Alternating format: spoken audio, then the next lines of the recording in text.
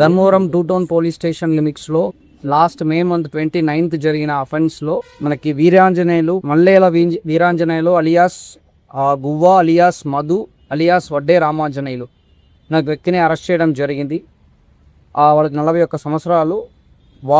వాళ్ళతో పాటు Sake Narasimhulu, Ujala Narayanamma and as well as మనకి దేవరకొండ విజయ్ అని చెప్పి నలుగురిని కూడా మనం అరెస్ట్ చేయడం జరిగింది. సో వీళ్ళందరూ కూడా ఎర్రకుంట మన ధర్మవరం చెందిన వాళ్ళు. టోటలీ మనం ఆల్రెడీ ఎఫ్ఐఆర్ రిజిస్టర్ చేసిన 16 కేసుల్లో ఇన్వాల్వ్ అయినట్టు మనకు తెలిసింది. అది కాకుండా ఈ 16 కేసు కాకుండా వాళ్ళ పైన ఇంకా ఒక 16 to 17 case totally around 33 to 34 cases వీళ్ళ పైన ఉంది. 11 తులాల గోల్డ్ మనం ఇప్పటివరకు రికవరీ చేసాము. ఇది కాకుండా ఇంకొక 13 తులాల గోల్డ్కి రెసిప్ట్స్ తీసుకున్నాము ముత్తూట్ ఫైనాన్స్ నుంచి.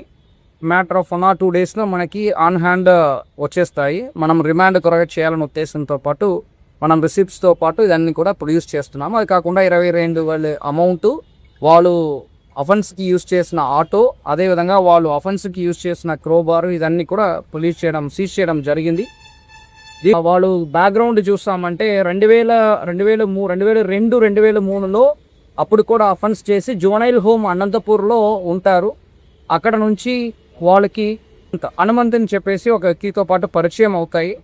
ఆ హనుమంత్ ధర్మవరమే. సో అక్కడ నుంచి అఫెన్సెస్ని స్టార్ట్ చేస్తారు.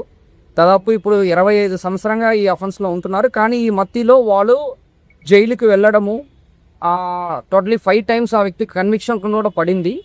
2018లోతో పాటు మళ్ళీ అఫెన్స్ చేయడం అని ఆపేశారు.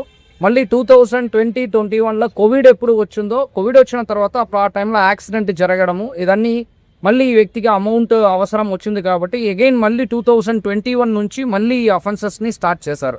సో లాస్ట్ ఒక 3 years 4 yearsగా కూడా ఈ అఫెన్సెస్లో ఇన్వాల్వ్ అవుతున్నారు.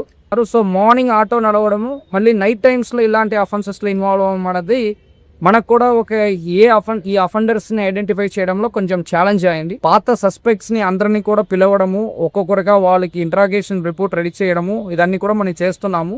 అప్పుడు మనకు ఫస్ట్ డౌట్ స్లైట్గా స్టార్ట్ అయింది. మళ్ళీ ఈ అఫెన్స్ జరగడము, దాంట్లో ఈ వ్యక్తి మైన్లీ మనం ఇంట్రాగేషన్ చేయడము, తర్వాత లక్కీలీ మనకి CCTV ఫుటేజ్ కూడా టాలీ అవ్వడం చెప్పేసి మల్టిపుల్ యాంగిల్స్లో ఈ వ్యక్తి ఇన్వాల్వ్ అవుతున్నారనేది మన పోలీస్ కనిపెట్టడం జరిగింది.